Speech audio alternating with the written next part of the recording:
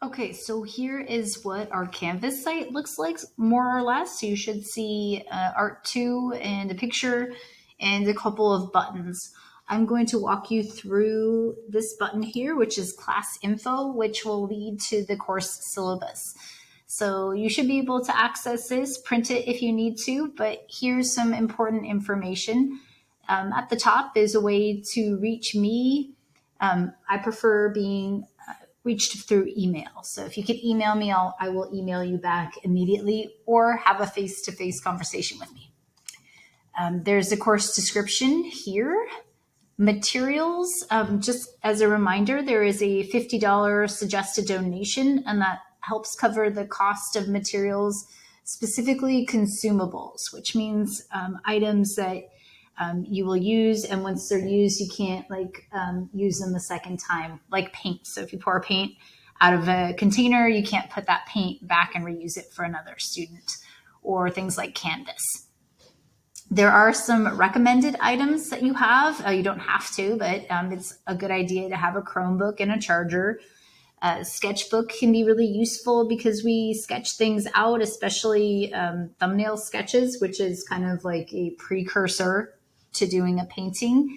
And then just make sure you always bring some kind of writing tool. I prefer pencils with an eraser or a pen, like a black or blue pen. And scrolling down, there's access to a letter that's going out to your parent, and that's regarding materials and the donation. So just realize that your parents may ask you about that, and you can explain that's to help cover the cost of materials so that we can keep our program a high-level performing program. Here is the grading breakdown. So there are 4 categories. The first category is projects, and that is the most heavily weighted category because it's really important. So projects, to me, that means finished paintings. We do a lot of exercises in Art 2, and that accounts for 30% of the grade. Exercises kind of build up your skills, and they lead up to a project.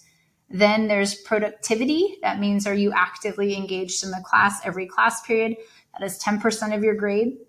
We do critiques, and sometimes there's a little bit of writing involved, not a lot, but some, and that is also 10% of your grade. There's a grading breakdown for A, B, C, D, F. You're probably familiar with that. I will try and have grades uploaded on a weekly basis, but if not, just ask me, like shoot me an email or ask in class about a grade if I'm getting behind. For absences, it is your responsibility to check in with the teacher or look on Canvas. It should be posted on Canvas. You have the same amount of days that you were absent to make up work.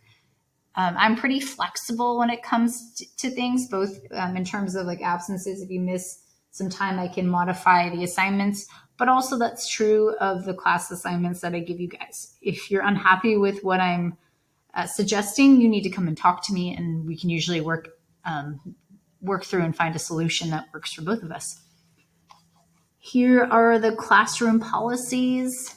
It's basically what you'd see from any class. You need to raise your hand before you speak. You got to respect not only the teacher, but all students in the class. Be conscientious about when you speak and how you speak, and make sure you're not interrupting someone.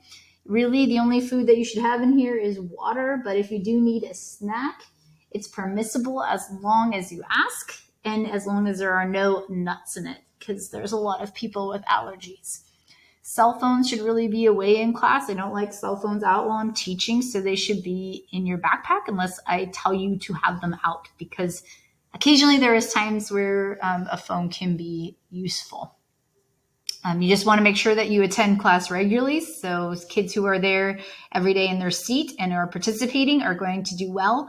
Students who miss class and who don't try and make up what they missed won't do as well. Students who take home paint, you have to handle that paint responsibly. Paint is one of those things that can get everywhere, and you got to just be responsible when you're handling that. Here is my contact info. Again, you want to email me. It's slam@rj uhsd.us. And then here are my studio hours. So that's kind of like office hours if you need to come and talk to me. But more importantly, the studio hours are intended for you to have an extra hour to work. And I'm here regularly every Monday from 3:30 to 4:30, oftentimes till later. And then most Wednesdays. The only Wednesday I'm not here, there's one Wednesday every month where I cannot be here, and it's because I have a meeting on that day. And that's again from 3:30 to 4:30 p.m.